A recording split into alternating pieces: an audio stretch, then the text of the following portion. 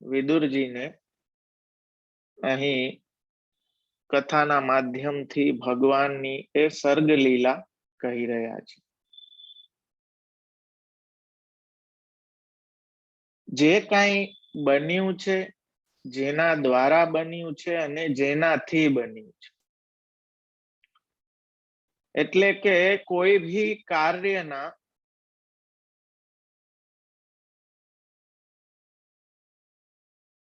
એક તો ઉપાદાન કારણ હોય છે. ઉપાદાન કારણનો અર્થ છે કે જેમાંથી એ બન્યું છે, જે તત્વમાંથી. એટલે કે ફોર એક્ઝામ્પલ ઘડો, તો એનું ઉપાદાન કારણ શું કહેશું આપણે? માટી, કે માટીમાંથી આ ઘડો બન્યો છે. એવી રીતે એ કાર્ય કરવાનો એક કર્તા હોય, જે કુંભાર છે પોતે કર્તા એનું કારણ છે, અને એક નિમિત્ત કારણ હોય કે કર્તા સીધું એમને માટીના લોંદાથી તો ઘડો નહીં બનાવી શકે. એને દાંડી જોશે, ચાક જોશે, પેલું ફેરવવાનું, અને એ બધા સાધનો જોશે, ત્યારે એ કાર્ય કરી શકશે. તો એ સાધનો દ્વારા જેનાથી થાય એને નિમિત્ત કારણ કહેવામાં આવે. આપણા પ્રમાણે, ભાગવત પ્રમાણે આ જગતના, જો જેમ મેં પહેલા દિવસે ભી કહ્યું કે ઘણી પ્રકારના વાદો જગતની ઉત્પત્તિ માટે કહ્યા છે. નિબંધમાં આચાર્ય ચરણ કહે કે કોઈએ પરમાણુ દ્વારા કહ્યો છે, કોઈએ ફલાણા દ્વારા, કોઈએ સ્વભાવથી, પ્રકૃતિ, અક્ષર દ્વારા, પણ કેવલ ને કેવલ પરમ કાષ્ઠાપન્ન નાપી પરમાણુ જન્ય, બધામાં મહાપ્રભુજી ના પાડે છે કે આ કોઈથી નહીં, પણ કેવલ ને કેવલ પરમ કાષ્ઠાપન્ન એ આનંદ સ્વરૂપ બ્રહ્મમાંથી જ એ જ આનું કારણ છે, અને એ જ સૃષ્ટિ રૂપે વિલસે છે. આપણે ત્યાં કહેવામાં આવે સર્વાત્મ ભાવ. સર્વાત્મ ભાવ મારા વાલા બે પ્રકારે હોઈ શકે, કે ભગવાનમાં બધું જોવું અને બધામાં ભગવાનને જોવા. બધામાં ભગવાનને જોવા એ જ્ઞાન માર્ગ દ્વારા આત્માની સ્થિતિને પ્રાપ્ત કરીને, જે કપિલ દેવજી આ સ્કંદમાં આગળ પોતાની માતાને ઉપદેશ, ભગવાનનો અવતાર છે અને તત્વ સંખ્યા માટે જ એમનું પ્રાગટ્ય છે. આત્મસ્થ થવા માટે, આત્મોદ્ધારની પ્રક્રિયા, મોક્ષની પ્રક્રિયામાં સર્વમ ખલુમિદમ બ્રહ્મ, બધે આત્માની સ્થિતિ જોવી. કેમ કે પરમાત્મા મેન જે આત્માનો મૂળ છે તો બ્રહ્મ જ છે. એટલે અહીં આત્મા શબ્દથી બ્રહ્મ સમજવાના છે. તો એ આત્મસ્થ થઈને સર્વ કાંઈ ત્યાગપૂર્વક સાંખ્યની પદ્ધતિથી કપિલ દેવજીએ ઉપદેશ કર્યો. એ સાંખ્યના ઘણા પ્રકારો છે. સાંખ્યનો ઉપયોગ આપણે ત્યાં ભક્તિમાં છે. તો આનાથી, સર્ગથી એ વાતને ભાગવત પણ કહે છે, અને જેટલી થિયરી સૃષ્ટિ રચનાની કહેવામાં આવી છે, ખૂબી જો કે મહાપ્રભુજી બ્રહ્મને કોઈ નાની દ્રષ્ટિથી નથી જોઈ રહ્યા, કોઈ સંકુચિત દ્રષ્ટિથી નથી જોઈ. બ્રહ્મને આખી એની પૂર્ણતામાં શ્રી મહાપ્રભુજી સ્વીકારે છે કે એવું જરૂરી નથી કે બ્રહ્મ કોઈ એક પ્રકારે જ સૃષ્ટિ કરે. ભાગવતજીમાં વર્ણન આવે છે કે અનેક પ્રકારના સર્ગ થાય. એક જ બ્રહ્માંડ થોડી છે, કોટી બ્રહ્માંડ છે. એ દરેકના કોઈ બ્રહ્મા છે. તો દરેક સર્જનની રીત કંઈક અલગ અલગ હોઈ શકે. તો બ્રહ્મની ઈચ્છા ઉપર છે એને કેવો સર્ગ પ્રગટ કરવો છે. તો અનેક પ્રકારના સર્ગ બ્રહ્મ કરે છે. જેમ મેં તમને કહ્યું કે આગળ આમાં આવે છે કે અંડકોશ રૂપે, એક મોટા અંડ રૂપે ગર્ભમાં એ પુરુષ 1000 વર્ષ સુધી શયન કર્યું. તો બિગ બેંગ થિયરી શું છે? પછી એમાં તાપ વધ્યો અને ધડાકો થયો. બિગ બેંગ ભીજ કહે છે કે પેલા સિંગ્યુલારિટી હતી, એમાંથી બધું નીકળ્યું. સૂર્ય ને આપણે ત્યાં કહેવામાં આવે કે આ શું, આ લોકો બધું નદી ને પહાડ ને વૃક્ષો ને બધાને પૂજે છે, જે આવે એને પૂજે. મારા વાલા, ઈ પૂજવામાં આપણી સનાતની એ દ્રષ્ટિ છે કે જે કાંઈ છે પ્રકૃતિ છે એ પણ બ્રહ્મનું જ રૂપ છે. જે કાંઈ આપણને સાધનો, આ જે આપણી આજની સ્થિતિ છે ને, આ ગ્લોબલ વોર્મિંગ થી રોયે રાખીએ ને આ ઉપાધિનું આપણે હાથે કરીને ઊભી કરી. એ આપણો આદર એ બ્રહ્મની રચના માટે હતો, બ્રહ્મની કલા માટે, કે બ્રહ્મે કેવી સુંદર રીતે પોતાના નામ રૂપોને, જેમ કોઈ ચિત્રકાર એટલું સુંદર ચિત્ર બનાવે કે એમાં બધા જોવા વાળાઓ મુગ્ધ થઈ જાય, એવી રીતે ભગવાનની આ જે સૃષ્ટિ રૂપ લીલા, આ એ રાસ છે. ભાગવતજી કે આપણને એમ કે 10મા સ્કંદમાં જ રાસ આવે. સૃષ્ટિ આ આખી ભગવાનનો રાસ છે, એમ ભાગવત કહે છે કે આખી, કેમ કે જો બધું સાયક્લિકલ છે, ઉત્પત્તિ સ્થિતિ લય રૂપ આ રાસ છે કે એ ચાલે રાખે છે. તો એ મહાત્મ્ય જ્યારે હૃદયમાં હશે ને, તો આપણા પ્રભુમાં જ્યારે આપણે આખું સર્ગ વિસર્ગ સ્થાન પોષણ ઉતિ મન્વંતર ઈશાનું કથા નિરોધ મુક્તિ આશ્રય આ બધી 10વિધ લીલાઓ જોવા લાગશું, મહાપ્રભુજીની દ્રષ્ટિ તો કેવી છે મારા વાલા? મહાપ્રભુજીની દ્રષ્ટિ તો એવી છે કે સૃષ્ટિની એક એક વસ્તુમાં, એક એક પદાર્થમાં એ 10વિધ લીલાઓ નિત્ય નિરંતર ચાલતી રહે. તો આ સાયક્લિકલ છે આખું, આ ક્યારેય આનો અંત નથી થતો. એટલે આપણે ત્યાં નિત્ય લીલાવાદ છે કે લીલા ક્યારેય સ્ટોપ નથી થતી, એ લીલા નો ક્રમ ચાલુ રહે. એવી રીતે અહીં ઉત્પત્તિ સ્થિતિ અને લય, ક્યાંથી ઉત્પત્તિ છે, ક્યાં સ્થિતિ કરે છે અને ક્યાં લય થાય છે, એ આખી સર્ગ લીલા આપણને ઉત્પત્તિનો ક્રમ બતાવે છે કે આ જે કાંઈ આપણી આસપાસ છે એનું મૂળ શું છે, એની ઉત્પત્તિ ક્યાંથી થઈ છે. એટલે આપણે ત્યાં જે અનન્યતા કહે ને મારા વાલા, એ અનન્યતા એ છે કે ઠાકોરજીમાં જ બધું જોવું.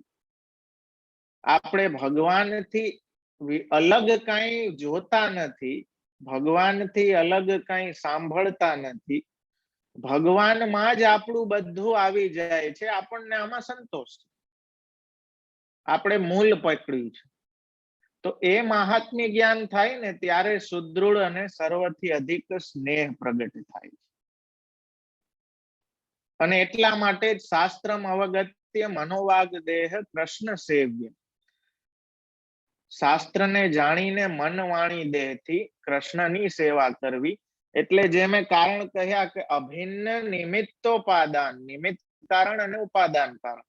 આપણે માનીએ છીએ મહાપ્રભુજીના મતે કે આ પ્રપંચ જે જોઈએ છે, પ્રપંચ એટલે મારા વાલા ઓટલે બેહીન કરીએ એ નહીં, પણ જે જળ જીવાત્મક આખું આ જગત છે એને શાસ્ત્રીય ભાષામાં પ્રપંચ કહેવામાં આવે. એ જે કાંઈ આખું જોઈએ છીએ એ ભગવાન જ એના નિમિત્ત કારણ છે, ભગવાન જ એના ઉપાદાન કારણ છે. એટલે આપણે ત્યાં નોર્મલી લૌકિકમાં નિમિત્ત કારણ જુદું હોય છે અને ઉપાદાન કારણ જુદું હોય છે. પણ ભગવાનના કેસમાં આપ કહે છે કે બ્રહ્મવાદ રૂપે આપ અભિન્ન નિમિત્તોપાદાન કારણ છે. નિમિત્ત ભી આપ છે અને ઉપાદાન ભી આપ છે.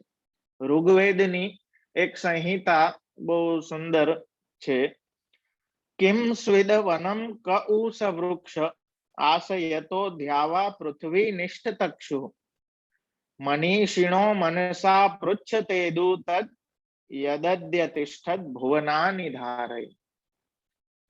આ કયું, આ જે કાંઈ સ્ટ્રક્ચર છે, જો મેટાફોરમાં પૂછવામાં આવે છે, આ જે કાંઈ છે સ્ટ્રક્ચર, આમાં લાકડું કેવું વપરાણું છે, કયા વનમાંથી અને કયા વૃક્ષના લાકડાથી આ ભુવન બન્યું છે. અને આનો આધાર કયો છે?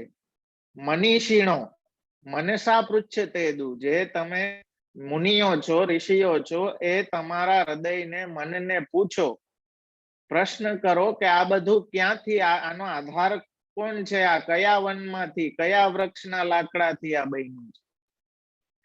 આનો ઉત્તર અથર્વવેદમાં બહુ સુંદર આપવામાં આવે છે કે બ્રહ્મ વનમ બ્રહ્મ સવૃક્ષ આશિત યત્તો દ્યાવા પૃથ્વી નિષ્ઠતક્ષુ મનીષિણો મનસા વિબ્રવીમિવો બ્રહ્માદ્ય તિષ્ઠત ભુવનાની ધારય.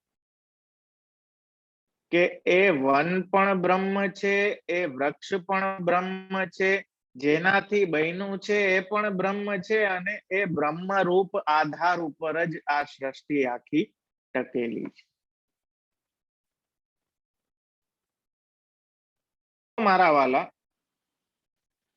એ પ્રકારનું ભાન કે બધું જ પ્રભુમાં છે, પ્રભુ સિવાય કાંઈ નથી, એ આપણે ત્યાં અનન્ય એ સર્વાત્મ ભાવ કહેવામાં આવે છે. ભગવાન સિવાય કોઈ સુધી ના રહેવી.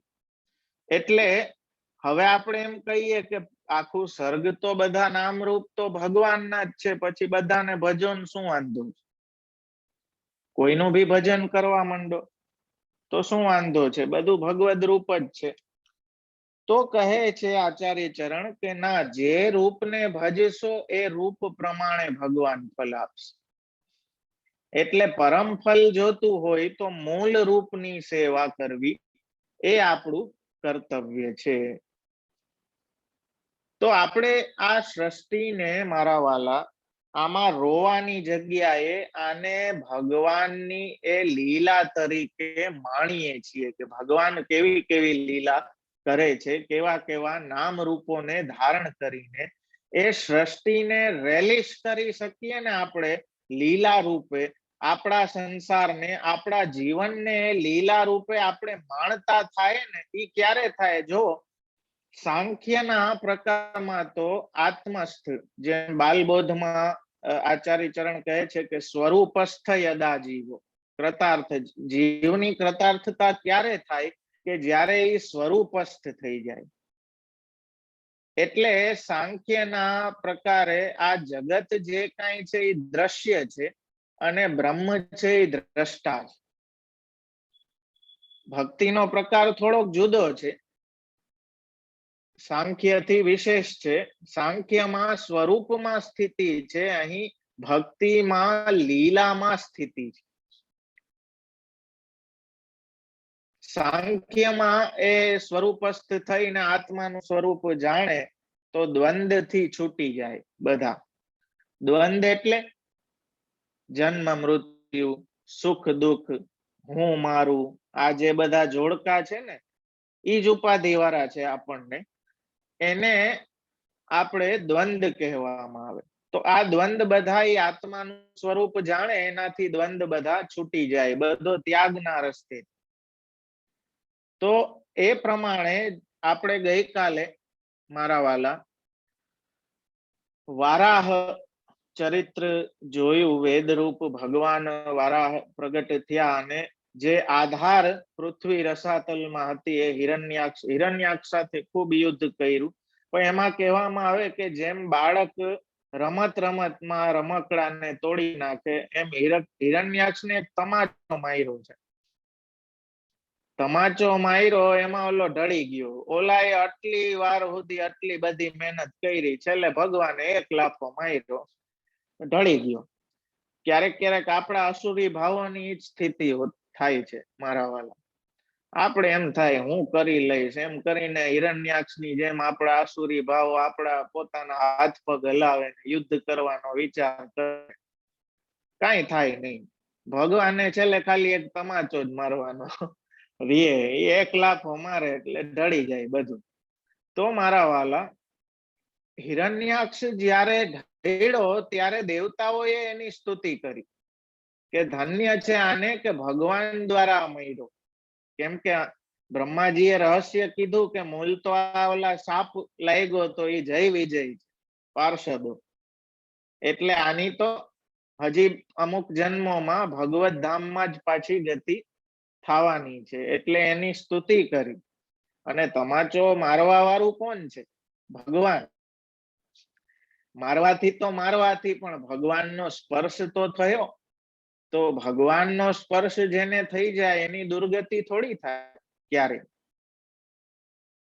તો એ વાતને અહીં વારાહ ચરિત્રમાં કહી.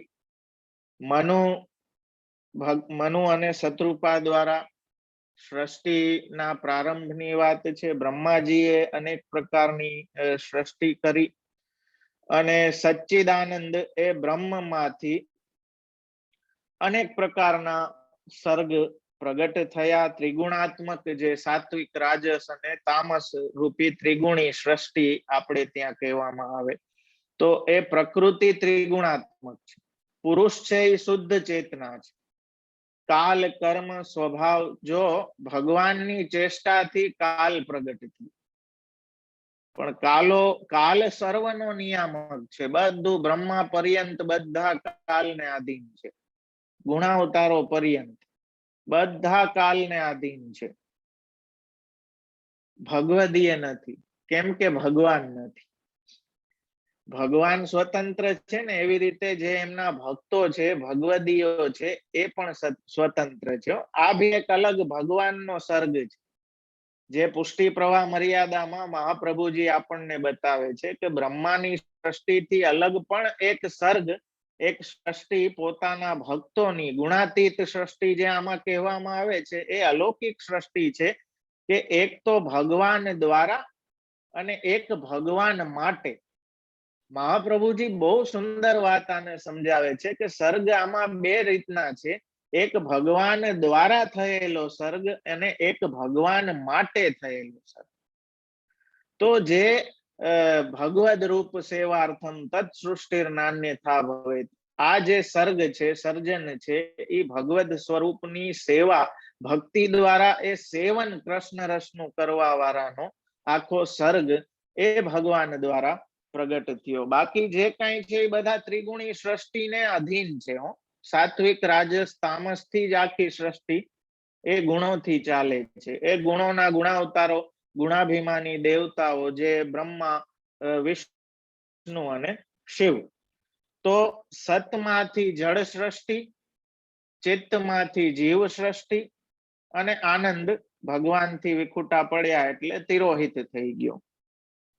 એ પ્રકારે અહીં આખી સૃષ્ટિની રચના છે. સતથી સત્વગુણ, ચિત્તથી રજોગુણ અને આનંદથી તમોગુણ.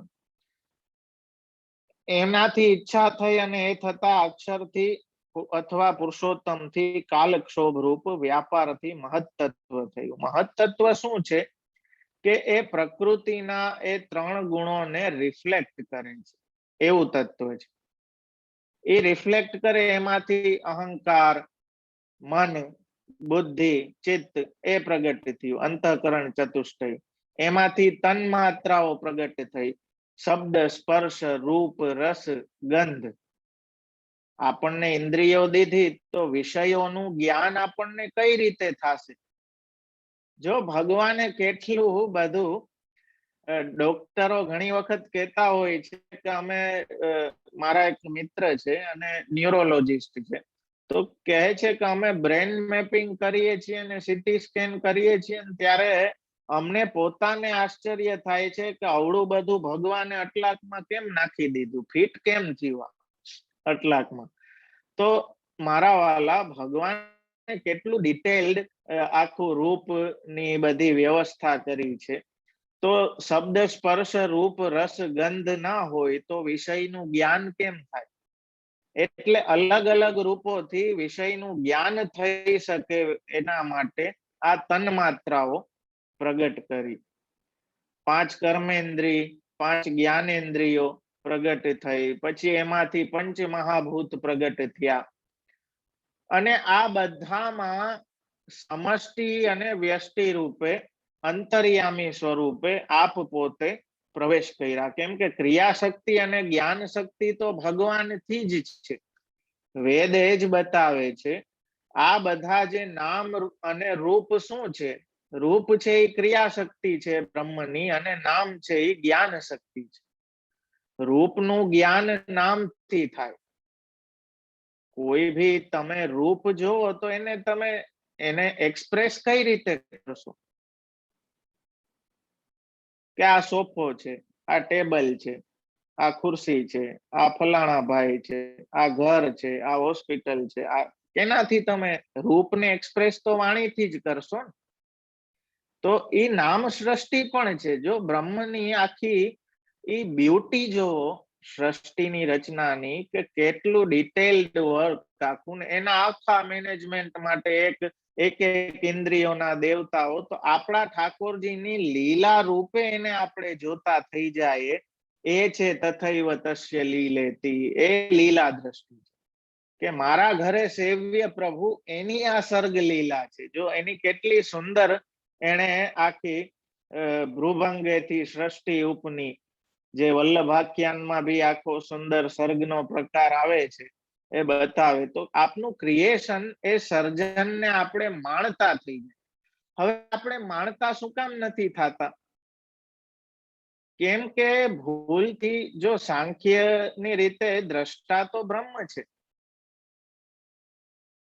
બ્રહ્મ દ્રષ્ટા રહેશે ને તો મારા વાલા દ્રશ્યની મજા રહેશે. બાકી દ્રશ્યમાંથી જ કોઈ દ્રષ્ટા થઈ જાય, આપણી અવિદ્યાને કારણે એ હુંપણું, જે હું ને મારાપણું આપણામાં આવે છે, એના લીધે આપણે ભૂલી જાય છે કે આ સર્ગ છે એ બ્રહ્મના માટે છે, આપણા માટે નથી.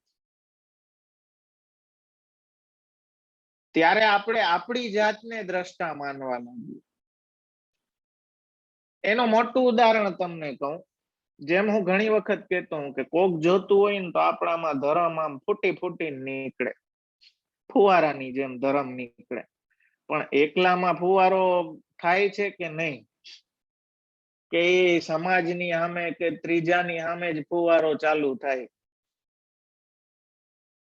તો વસ્તુ એ છે કે એ ધર્મનો ફુવારો કન્ટિન્યુ ચાલુ રહેવો જોઈએ. કોઈ જોવે ના જોવે એની દરકાર નથી, પણ દ્રષ્ટા જે છે ને એ આપણી સેવા જોવે, એ મહત્વનું છે. આ સેવાને આપણે બીજાને દેખાડવા લાગ્યા, બીજા દ્રષ્ટા થઈ ગયા. દ્રષ્ટા ભગવાન બ્રહ્મ હોવા જોઈએ. આ સર્ગનો નિયમ છે કે એના માટે છે બધું.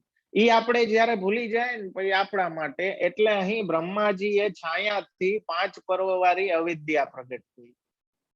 એ પંચ પર્વ અવિદ્યા પ્રગટ કરી મહાપ્રભુજી. આની પહેલા બી આ વર્ણન આવ્યું હતું કે અવિદ્યા પ્રગટ કરી. મહાપ્રભુજી કહે છે કે એ અવિદ્યાઓથી આ અવિદ્યાઓ જુદી.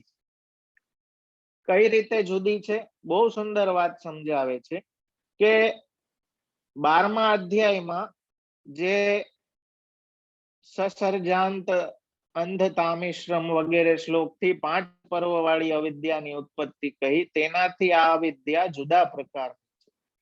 ભગવાનથી વિમુખ થઈ મહાભોગની ઈચ્છા એ ભક્તિ માર્ગમાં બાધક હોવાથી અવિદ્યાનો મુખ્ય પ્રથમ પર્વ છે. ભોગ કરો એમાં વાંધો નથી. એક પેલી અંગ્રેજીમાં છે ને કહેવત કે શેરિંગ ઇઝ કેરિંગ.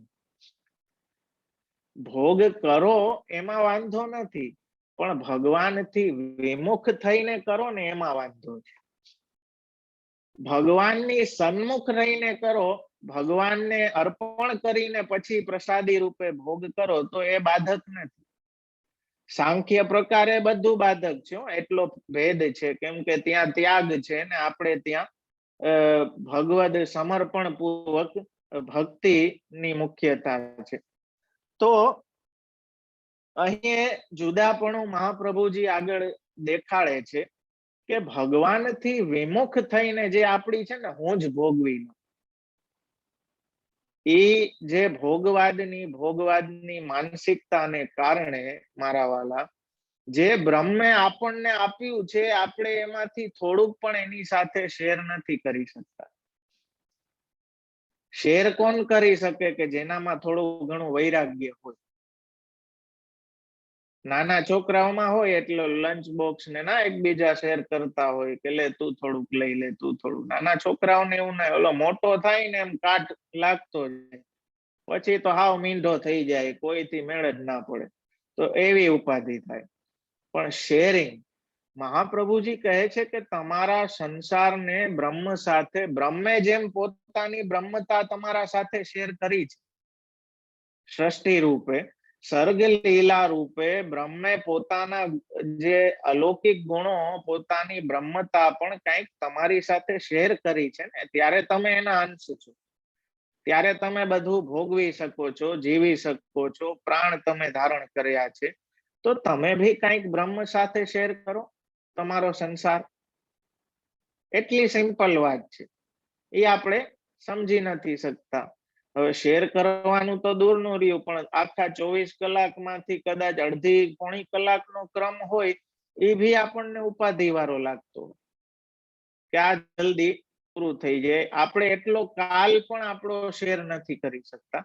ખરેખર ભગવદીય તો કાલની જે ગણના છે એ બધા ઉપર લાગુ પડે, પણ ભગવદીય ઉપર શું કામ ના લાગુ પડે? કેમ કે એ કાલને આધીન નથી, એ પ્રકૃતિથી પર થઈ જાય છે.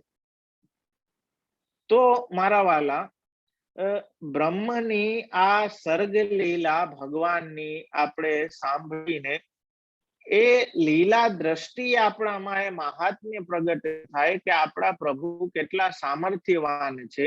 કે જેમ ઓલી કેટલી સુંદર વાત, એમ આને ઊંડાણથી જોવો તો ઉદ્ધવજીએ જે વર્ણન કર્યું એ કેટલી સુંદર વાત, કે આટલી સુંદરતાને તો ભગવાન પોતે અરીસામાં જોતા હશે તો પોતે આમ શોક્ડ થઈ જતા હશે કે ઓહો આવું.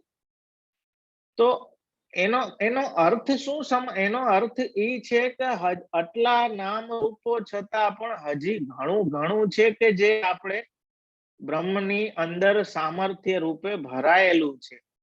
એટલે એની સામર્થ્યની, એને અનંત સામર્થ્યની કોઈ સીમા નથી. નામ રૂપ બ્રહ્મ ના થઈ શકે તો એ બ્રહ્મ જ નથી. આ તો બ્રહ્મનું અદ્ભુત સામર્થ્ય છે કે એ આખી સૃષ્ટિ રૂપે આખો એક રાસ ક્રીડા એની ચાલે છે, જેમાં ઉત્પત્તિ સ્થિતિ લયની પ્રક્રિયા સતત ફેરે રાખે. એની એ બ્યુટીને આપણે રેલિશ કરતા કરતા એ કૃષ્ણનું સેવન કરીએ કે કૃષ્ણની આ કેવી સર્ગ લીલા છે. ત્યારે મારા વાલા એ દ્વંદથી આપણે છૂટી શકીએ. આપણો જોવો માઇન્ડ તો સાંખ્યમાં અહમતા મમતા ઉપાધિ વાળી છે, ત્યાગપૂર્વકનું કહ્યું છે. આપણે ત્યાં જે ઉપાધિ વાળું છે એ ભી ઉપયોગી છે ભક્તિમાં. અહીંયા અવિદ્યાઓ જુદી છે એમ શું કામ કહ્યું? કે ભક્તિમાં અવિદ્યા ઉપયોગી છે. તો બહુ સુંદર વાત મહાપ્રભુજી સમજાવે છે કે અંધતામિશ્ર એટલે ભોગવવાની ઈચ્છા, વિષયને ભોગવવાની ઈચ્છા, એ અંધતામિશ્ર કહેવાય. એ તામિશ્ર કરતા કઈક ઠીક છે, મહાપ્રભુજી એમ કહે છે. કેમ ઠીક છે? અવિદ્યાને એમ કહે છે કે કઈક ઠીક છે. શું કામ એમ કહે છે? તો આપ કહે છે કે એમાં એટલીસ્ટ ભગવાનથી વિમુખ થઈને ભોગની ઈચ્છાનો ક્રમ નથી. જો એવો ભોગ કે જે ભગવાનથી વિમુખતા ના લઈ આવતો હોય તો એવો ભોગ નિંદિત નથી. જેમ પ્રસાદ, પ્રસાદમાં તમને સ્વાદ આવે છે ને પ્રસાદને તમે માણો છો તો સારી વાત છે, એમાં કઈ એ નિંદિત કર્મ નથી. શું કામ? કેમ કે તમે એ ભગવાન સંબંધિત હોવાને કારણે એ નિર્દોષતા એમાં આવી ગઈ છે. તો ત્યાં એ ગ્રહસ્થીમાં જે આપણી બંધાયેલી અવિદ્યા છે એ પણ જો કૃષ્ણ સાથે જોડાઈ જાય તો એ અવિદ્યા પણ આપણને બાધકની જગ્યાએ સાધક થઈ જાય. આટલો સુંદર માર્ગ શ્રી આચાર્ય ચરણે આપણને આપ્યો છે. આપણા કર્મની કઠણાઈ છે કે આપણે એ વસ્તુને સમજી નથી શકતા, સ્વરૂપસ્થ નથી થતા, એટલે કંઈક એ ઉપાધિના કારણે ના સેવાને માણી શકીએ છીએ ના સંસારને માણી. સંસારમાં એ રોતા જ ફરતા હોય, ક્યાંય હક ના હોય. ઓલો જ્યાં જોવો અહીંયા એને રોદણા જ હોય. ના સેવાને પૂરી રીતે માણી શકે અને ઓલું જેમ કે દુવિધા મેં દોનો ગયે માયા મિલી ના રામ. ના માયા મળી કે ના રામ મળ્યા, કાંઈ ના થયું ને એ દુવિધામાં આખું જીવન નીકળી ગયું. તો એવી સ્થિતિ મારા વાલા ના થાય. ગુજરાતીમાં તો એ કહેવત આપણને લાગુ પડે, થોડીક ખરાબ છે, પણ હવે આપણી સ્થિતિ એવી છે એટલે લાગુ પડે કે કેવી થાય ધોબીનો કૂતરો ના ઘરનો ના ઘાટનો, ના આ બાજુ ફલ મળે કે ના આ બાજુ ફલ મળે, બધેથી લટકેલો રહે. તો એવી ઉપાધિ આપણા સાથે ન થાય એટલે આપણા આચાર્ય કેટલી સુંદરતાથી આપણને આ ભક્તિનો માર્ગ કેવી રીતે આ બધામાં એ કૃષ્ણની લીલાને જોવી, જો આપણને શીખાયડું બી છે હો સાથે સાથે, ખાલી વાત જ નથી કરી, પણ મહાપ્રભુજી આપણને એક એ ભાવ દ્રષ્ટિ પણ આપી છે કે આનું ભાવન કરશો તો તમારી અંદર એ લીલા દ્રષ્ટિ વિકસશે. પણ એ પ્રકારની ગરિમા આપણે જ્યારે આ સાહિત્યની, સેવાની, નામની આપણે જાળવતા થાય ત્યારે એનું કંઈક એ રિઝલ્ટ આપણા જીવનમાં, વૈષ્ણવી જીવનમાં આપણને જોવા મળે. તો આપ કહે છે કે કંઈક ઠીક એટલા માટે છે કે અહીં ભગવાનથી વિમુખ થઈને ભોગની ઈચ્છા નથી. અજ્ઞાન એ ત્રીજું પર્વ છે, તેને તમ કહ્યું છે, એમાં ભોગની ઈચ્છા માત્ર છે, ભગવદ વૈમુખ્ય નથી, એ ઉત્તમ. જો અવિદ્યાને આપ કહે છો, કઈ અવિદ્યા ઉત્તમ? તો આપ કહે છે કે એમાં ભગવદ વૈમુખ્ય નથી. જેમ પુત્રાદિ સારા હોય તો પોતાને સુખ અને એનાથી પોતે દુઃખ માનવું, એ અવિદ્યાનું ચોથું પર્વ છે, મોહ. એ પૂર્વે ત્રણ કહ્યા તેના કરતા ઉત્તમ છે, કેમ કે પુત્રાદિ પણ ભગવત સેવામાં ઉપયોગી છે, તેની સકલતા વિકલતામાં પોતે સકલતા રાખે, તેમાં ભગવત સંબંધની ઉત્તમતા છે. કેટલી સુંદર વાત કરી. જો વાત સમજો કે ભક્તિ ની અદ્ભુતતા, ભગવાનની અદ્ભુત કર્મતા શું છે કે એ અસાધનને પણ સાધન બનાવી દે. જે મોહને, જે અજ્ઞાનને ખરાબ કહેવામાં આવ્યું છે એ ભક્તિમાં સારું થઈ જાય. તમારા ઘરમાં, તમારા પરિવારમાં, તમારા પુત્ર પરિવારમાં તમારો મોહ એટલા માટે હોય કે એ ભગવત સેવામાં ઉપયોગી છે, તો એ મોહ સારો છે, એ નિંદિત નથી. સમજ્યા? હવે જો સાંખ્યની દ્રષ્ટિએ આપણે એક શબ્દ, તમે આ વાતને સમજી શકશો, કેમ કે આપણે વિરુદ્ધ ધર્માશ્રયી આપણા પ્રભુને એ ગુણોથી સુશોભિત માનીએ છીએ એટલે આપણને એમાં તકલીફ નથી થતી. પણ જ્ઞાન માર્ગની દ્રષ્ટિએ જોવો તો આપણે એમ કહીએ મારા ઠાકોરજી, એ ખરેખર અજ્ઞાન છે, કેમ કે એ મારા એકલાના થોડી છે. બ્રહ્મ તરીકે તો એ સકલ સૃષ્ટિના છે, સકલ સૃષ્ટિ ઈ જ છે, તો આપણે મારા કેમ કહી શકીએ? જ્ઞાન માર્ગની દ્રષ્ટિએ આ અજ્ઞાન છે. પણ ભગવાન બ્રહ્મની દ્રષ્ટિથી થોડાક આગળ વધીને ભગવત દ્રષ્ટિ કેળવીએ તો ભગવાનની દ્રષ્ટિએ એ અજ્ઞાન નથી, એ પરમ જ્ઞાન છે. તો એટલો ફરક છે મારા વાલા. જેમ પુત્ર જે અજન્મા છે એને પોતાનો પુત્ર સમજવો, નંદસ્ત્વાત્મજ ઉત્પન્ને જાતા લાદો મહામના, યશોદાજી મારો પુત્ર, ગોપ સખાઓન થાતું મારો સખો છે. તો જ્ઞાનની દ્રષ્ટિએ અજ્ઞાન છે કે બ્રહ્મ કોઈનો પુત્ર નથી, બ્રહ્મ કોઈનો સખા નથી. એ નથી છતાં છે એ જ વિરુદ્ધતા જે વિદુરજી, મૈત્રેય ઋષિ વિદુરજીને કહે છે કે સેયમ ભગવતો માયા, કે આજ તો ભગવાનની માયા છે કે એ છે પણ અને નથી પણ. તો જે આપણી બુદ્ધિથી જેને કળી ના શકાય, જ્યાં આપણી વાણીથી જેની લીલાઓનું વર્ણન કરતા કરતા શેષજી પણ થાકી જાય, એવી અગાધ જેની લીલાઓ છે, એને આપણી બુદ્ધિ, આપણા તર્ક, આપણી વાણીથી આપણે માપી નથી શકતા, આપણે એને જાણી નથી શકતા. પણ ભક્તિના ભાવો સાથે જ્યારે એમાં મારાપણું, પોતાનાપણું. ભગવદીઓમાં વૈષ્ણવમાં પણ એ પ્રકારનો મોહ આપણો થાવો ને મહાપ્રભુજી કહે છે કે એ મોહ સારો છે. શું કામ સારો છે? કેમ કે એમાં ભગવાનનો સંબંધ છે. જો સાંખ્ય પ્રમાણે વિષયો ત્યાજ્ય છે, વિષયનો સંપૂર્ણ ત્યાગ છે, પણ ભક્તિ પ્રમાણે વિષયો સાધક છે. બહુ સ્વાદના તમને ચસ્કા છે જીભને, કોઈ વાંધો નહીં, પ્રસાદ લ્યો, બધું ઠાકોરજીને ધરી ધરીને શેરી. ભગવાને તમને દીધેલું છે ને, તો જેને દીધેલું છે એની સાથે તમારો શેર કરો. સંસારને થોડોક તો વાટો, થોડુંક વાટતા તો શીખો ભગવાન સાથે. એ ભગવાને બધું તમને પૂરું પાડ્યું છે, તો તમે થોડુંક સામે રેસિપ્રોકેટ કરો. તો એ શેર કરીને તમે જો એ સ્વાદના રસને માણો છો, એ તન્માત્રાને, તો એ નિંદિત નથી, બાધક નથી, સાધક થઈ ગઈ. રૂપ જોવાની તમારી આંખોને ઈચ્છા છે, તો ભગવાનનું સુંદર રૂપ નિહાળો. તો આ પ્રકારે એ વિષયો જે કાંઈ છે, જે સાંખ્ય આદિમાં ત્યાગ માર્ગમાં જેને બાધક કહેવામાં આવ્યા છે મારા વાલા, એ જ વિષયો ભક્તિ માર્ગમાં સાધક થઈ ગયા છે. જો આપણી પરિસ્થિતિને જોઈને કેટલો સુંદર માર્ગ આપણા આચાર્ય ચરણે આપણને આપ્યો છે.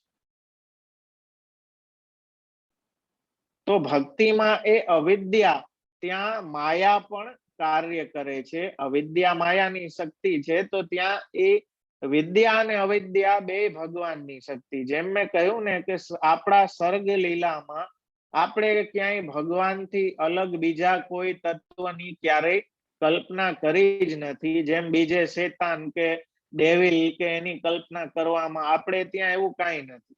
જે ડેવિલ કયો, શેતાન કયો કે દેવતા કયો કે હેવન કયો કે હેલ કયો, સ્વર્ગ કયો, નર્ક કયો, જેટલા આપણે ત્યાં લોકો છે, બધું બ્રહ્મના એ વિરાટ શ્રીઅંગની અંદર જ છે. અને એ બ્રહ્મમાંથી જ એ નામ રૂપો પ્રગટ થયા છે. તો એ દ્રષ્ટિ સાથે મારા વાલા, એ બ્રહ્મ સકલ રૂપ હોવા છતાં કોઈ એક રૂપમાં બંધાઈને તમારે ઘરે રહી શકે છે. એ નિર્ગુણ હોવા છતાં પણ સગુણતાનો નાટક કરી અને પોતાના ભક્તના મનોરથોને પૂરી શકે છે. એ નિરાકાર ભી છે અને ભક્તના ભાવને અનુરૂપ એ આકાર ભી ગ્રહણ કરી લે છે. ભૌતિક રીતે જોવો તો આપણને ગમતા ઠાકોરજી, આપણે કહીએ ને, પુષ્ટાવા માટે આવે તો એમ કે કયું સ્વરૂપ પધરાવું, તો એમ આજ્ઞા થાય કે તમને જે સ્વરૂપમાં વધારે આસક્તિ હોય, જે સ્વરૂપ વિશેષ ગમતું હોય, એ સ્વરૂપ પધરાવો. તો ભક્તના ભાવને અનુરૂપ પ્રભુના સ્વરૂપ નું થઈ જવું, એવા ભક્ત ભાવિતાકાર પણ છે. એટલે આપ નિરાકાર ભી છે, સર્વાકાર ભી છે અને ભક્ત ભાવિતાકાર ભી છે. કાંઈ નથી જ્યારે આપણે એમ કહીએ તો મહાપ્રભુજી કહે છે કે બ્રહ્મ નથી. કેમ કે બ્રહ્મ હોવું એ જ એનું લક્ષણ છે કે એ બધું જ કરતું અકર્તું અન્યથા કરતું સામર્થ્ય વાન છે. એટલે એ નિર્દોષ છે, પૂર્ણ ગુણવાળા છે, અને આ ગુણો એમનામાં સહજ છે, આપણામાં સહજ નથી, આપણામાં ઉપાધિ વાળા છે. બ્રહ્મનું એ બ્રહ્મપણું આપણા બધામાં છે, પણ કોઈક અંશમાં છે, કોઈક મર્યાદામાં છે, અને એની ક્રીડાને અનુરૂપ છે દરેક રૂપો અને નામ. તો એવામાં મારા વાલા આપ કહે છે કે પુત્રાદિના અંદર પણ એવો મોહ આપણો જાગવો કે આ ભગવત સેવામાં ઉપયોગી છે. એ મોહ સારો, મોહ ભલે અવિદ્યાનો પર્વ છે, પણ પુત્રાદિ માટે થયો તો સારો છે. ક્યારે સારો છે? કે જ્યારે એમાં ભગવાનનો સંબંધ છે. જો ભગવાનનો સંબંધ નથી તો એ મોહ તમને ડૂબાડશે. અને જો ભગવાનનો સંબંધ છે તો એ જ મોહ તમને તરાવશે. જો એક રીતે ભક્તિમાં એ સિદ્ધિ છે હો, અવિદ્યા એ સિદ્ધિ છે ભક્તિમાં. તમે એક વાત સમજો કે એ મોહ ધીમે ધીમે આપણા ઠાકોરજીમાં બંધાઈ જાય છે ને મોહ, મારા ઠાકોરજી. તો એ મોહ તો બહુ સારો છે, કેમ કે ભગવાન સાથે બંધાયેલો છે, સંસાર સાથે બંધાયેલો નથી. તો જ્યાં બંધાવો જોઈએ ત્યાં બંધાયેલો રહીએ તો મોહ પણ સારો છે. એમ આચાર્ય ચરણ આપ આજ્ઞા કરે. આગળ કહે, દેહનો અભિમાન એ મહામોહ નામનું પાંચમું પર્વ છે અવિદ્યાનું. એ મહામોહ, દેહનું અભિમાન આપણને થાય એટલે સ્વરૂપ વિસ્મૃતિ થાય. એ સ્વરૂપ વિસ્મૃતિના કારણે આપણી જે ઓરિજિનલ આઈડેન્ટિટી છે એ આપણે ભૂલી જાય. એ આપણી આઈડેન્ટિટી ભૂલી જવાને કારણે મારા વાલા આપણે આપણી જાતને કરતા સમજવા લાગીએ. આપણી જાતને હું કરતા છું, હું કરવા વાળો છું, હું દ્રષ્ટા છું, હું ભોગવવા વાળો છું, હું ભોગતા છું. તો એ પ્રકારની માનસિકતાને કારણે આપણે એ ફલનો અનુભવ કેમ કે એના કારણે આપણો મોહ ક્યારેય ભગવાનમાં લાગી જ નથી શકતો. દર્શન કરવા આવ્યા પણ દેહમાં જ મોહ છે, મહામોહ દેહમાં જ છે. તો દેહની સુવિધાઓમાં જ બધું એનું જીવતું જાગતું ઉદાહરણ આપણે બધા છીએ મારા.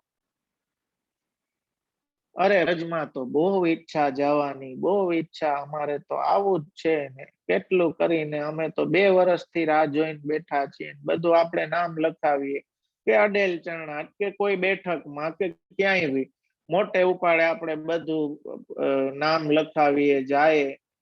પણ ત્યાં બધું કરતા કરતા જો આપણું મનમાં એ જ ચાલતું હોય કે રૂમ સરખો નતો, ખાવાનું નતું સરખું, ઓહો પાણી હરખું આવ્યું નહીં, આજે મારે કેવું જ પડશે, પણ તું અત્યારે જારી ભરી લે, અત્યારે સેવા કરી લે, જ્યાં આવ્યો છે એને માણ.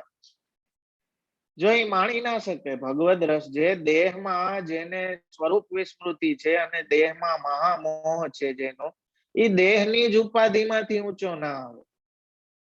એ અલૌકિક ને માણી નહીં શકે ક્યારે.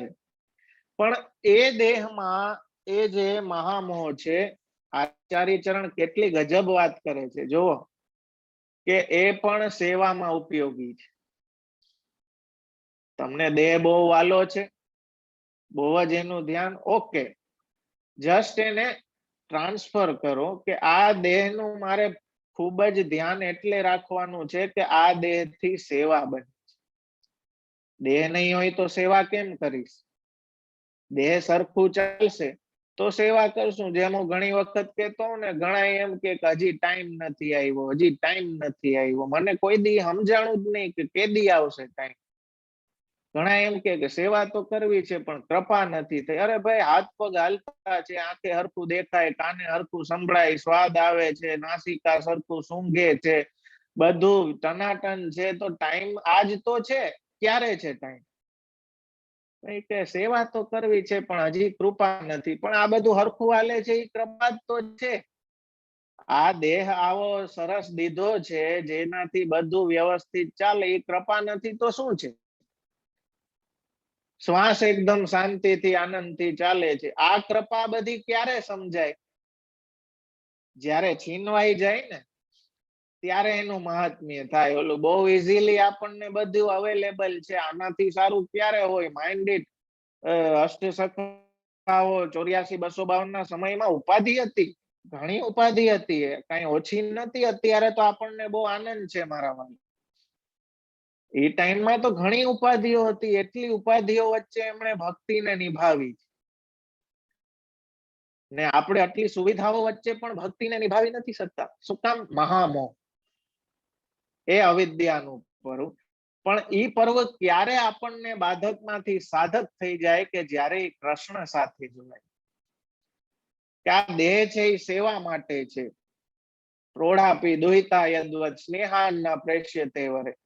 જો આ દેહ ભગવાન માટે છે, આ સર્જન જ જેના માટે છે, એમાં ઉપયોગ ના થાય તો સર્જનનો અર્થ જ ના રહે ને કાંઈ.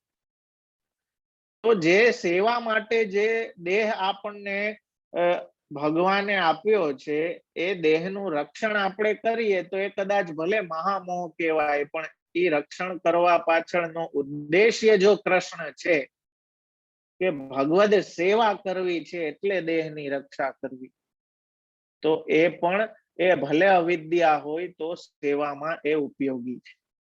જો કેટલી જબરદસ્ત વાત મહાપ્રભુજી સમજાવે છે કે કૃષ્ણ રસને તમે જ્યાં જ્યાં ભેળવી દેશો એમાંથી દોષ રૂપી તત્વો બધા નીકળી જશે.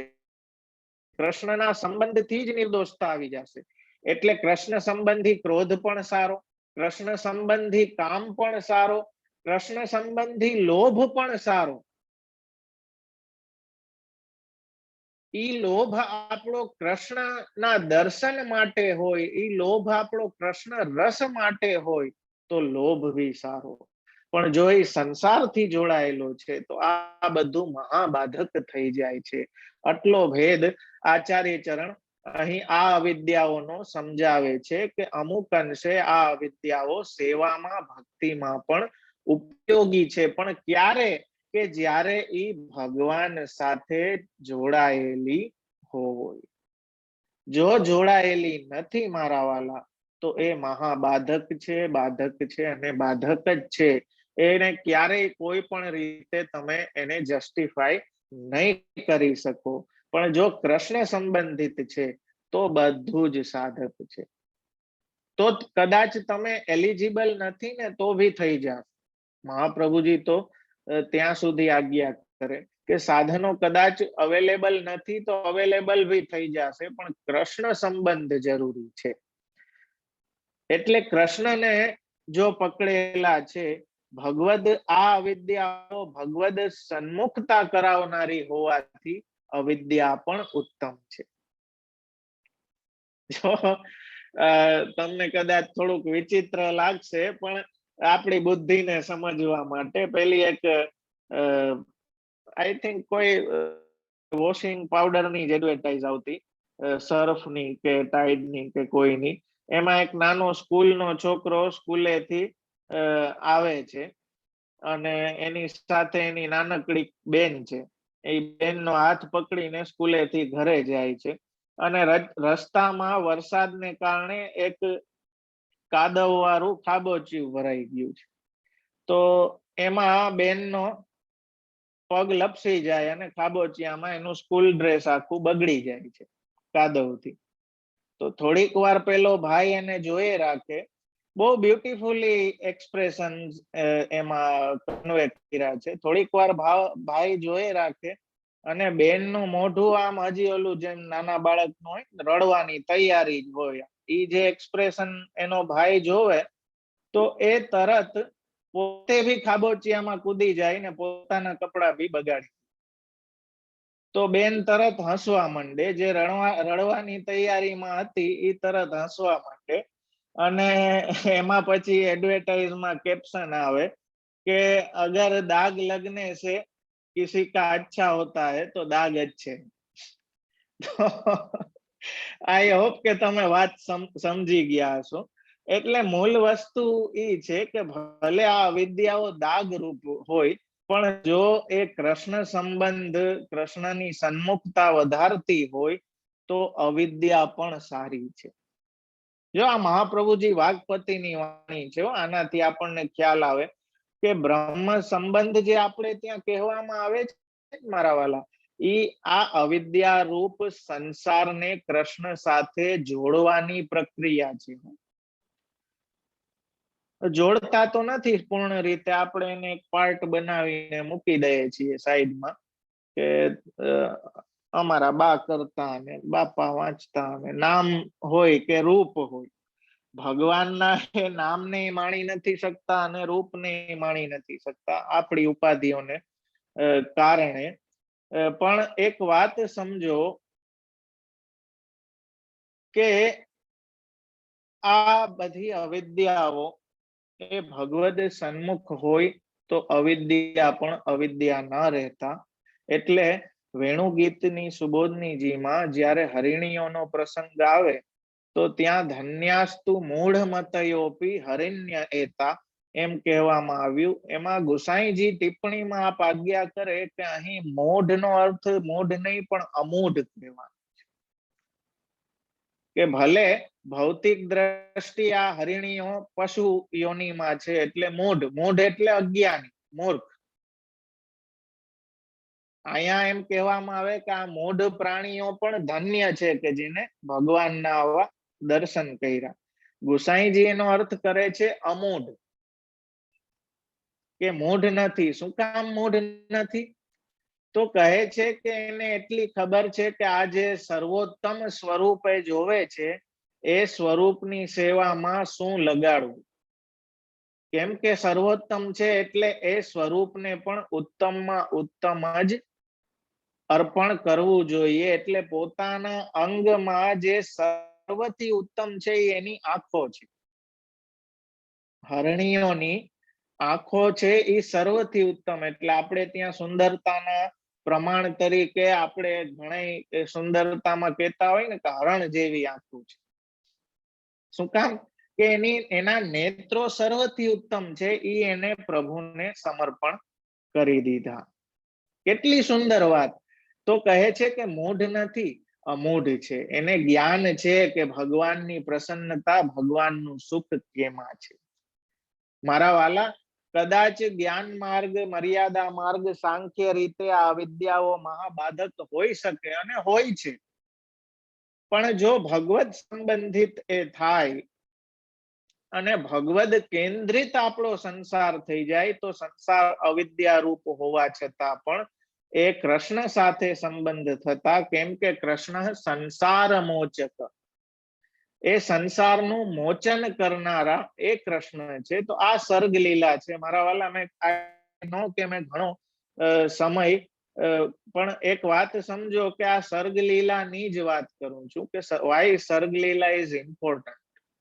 કે આપણને એ ખ્યાલ આવે કે આપણે જેની સેવા કરીએ છીએ ને એ જ મૂલ છે.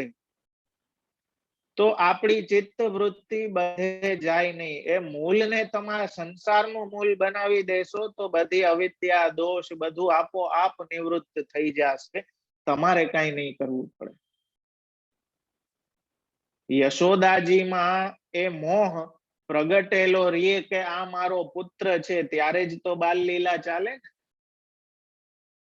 લીલામાં જ્ઞાન પીરસવા જાઓ તો ના હાલે મારા વાલા. નાનો છોકરું રમતું હોય ને એને તમે જ્ઞાન પીરસવા જાઓ, બ્રહ્મ જ્ઞાન દેવા જાઓ તો છોકરાનો મૂડ બગડી જાય. તમારી યારે કોઈ દી રમવા ના આવે.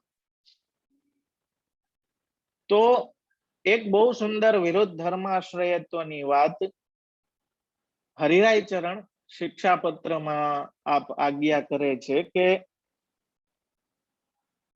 ભગવાન બાલક જેવા મુગ્ધ ભાવને ગ્રહણ કરીને આપણા ઘરે બિરાજે છે. તો એવા મુગ્ધ ભાવ વાળા પ્રભુને જો આ વિરુદ્ધ ધર્માશ્રયત્વ છે, જે સર્વજ્ઞ છે, બધું બનાવવા વાળા છે, એ પાછા સર્વજ્ઞ હોવા છતાં પણ ભક્ત સિવાય બીજું કઈ જાણતા નથી. એ ભક્તને એમ બી કે તારા સિવાય હું કોઈને જાણતો જ નથી, મારા માટે તું જ છો. એ યથામાં જેના માટે એ જ છે એના માટે આ છે.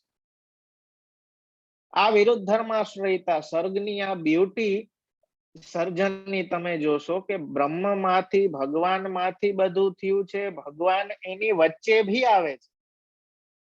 એક બહુ સુંદર વાત આમાં આવે છે, હું શેર કરવા માંગુ છું કે આ બધું જે જય વિજય ને સાપ થયા બધું કેમ થયું. તો એમાં એક મત એવો ભી ભાગવતજીમાં, સુબોધનીજીમાં, આભાસમાં ભી પ્રગટ થાય છે કે માયાએ જ આ પ્રકારનું કર્યું. કેમ કે માયાએ જે સૃષ્ટિની રચના કરી, માયાને મનમાં એમ થયું કે ભગવાન આ આવીને જોવે મારી કલા, ભગવાન આ કેવી રીતે આવે. તો આ શ્રાપ મળે ને શ્રાપ થાય ને ઓલા અસુર બનીને આવે તો ભગવાન એની વચ્ચે આવે ને. તો માયાએ આવો ખેલ કર્યો કે ભગવાન મારી કલા જો. કેમ કે દાસી હોય, સેવક હોય ઈ પોતે કઈક કાર્ય કરે અને સરસ થાય તો એને એમ ઈચ્છા થાય ને કે જે મેન બોસ છે એ આવીને એકવાર જોવે કે અમે કેવું કર્યું છે, કેવું બનાવ્યું છે. તો મારા વાલા એવા અનેક ભાવો એ સૃષ્ટિ વચ્ચે પધારીને પણ એનાથી અલિપ્ત રહે છે. એટલે અર્જુનને કહ્યું ને કે જન્મ કર્મ ચ મે દિવ્ય. દિવ્ય શું કામ છે કે આપ કરે છે એ લીલા છે, એ સહજ છે. આપણે કરીએ એ કર્મના બંધનોમાં કેમ બંધાઈ જાય કે આપણા ઐશ્વર્ય, આપણું વીર્ય, આપણું જ્ઞાન, આપણું વૈરાગ્ય એ સહજ નથી. ભગવાનમાં એ સહજ છે. એટલે એ કોઈ કર્મના બંધનોથી આપના દિવ્ય કર્મો છે, કોઈ જન્મના બંધનોથી આપ નથી બંધાયેલા. તો આ વિરુદ્ધ ધર્માશ્રયતાને જ્યારે જાણીએ, હરિરાયચરણ એમ કે તો અસંભાવના અને વિપરીત ભાવનાથી આપણે બચી શકીએ. એ શું છે અસંભાવના? અસંભાવના એટલે કે 7 વર્ષનો છોકરો કઈ રીતે ગોવર્ધન ઉપાડી શકે, આ અસંભાવના. એટલે કે કોઈ કાર્યમાં એવો ભાવ આપણી અંદર આવો કે આ તો ઇમ્પોસિબલ છે, અસંભવ છે, આ થાય જ નહીં, એવો ભાવ આવો. બીજી વિપરીત ભાવના, એક અમારે ત્યાં એક બહુ પેલા એક માણસ આવ્યો હતો ભીતરિયામાં. હવે એને કોઈ પણ હિસાબે એ મગજમાં બેસતું જ નતું. ભોગ આવે ને, ભોગનો ક્રમ, 4 ભોગનો ઉત્સવમાન ક્રમ આવે. હવે ઓલી વિપરીત ભાવના હોય ને મગજમાં, એ આખું ભગવત સ્વરૂપની મહાત્મ્યનું જ્ઞાન ના હોય એટલે લીલાને પચાવી ના શકે. આ સર્ગ લીલા શું કામ જરૂરી છે ખબર? કે લીલાને આપણે પચાવી શકીએ એવી પાત્રતા આપણામાં પ્રગટ કરે આ બધી લીલાઓ.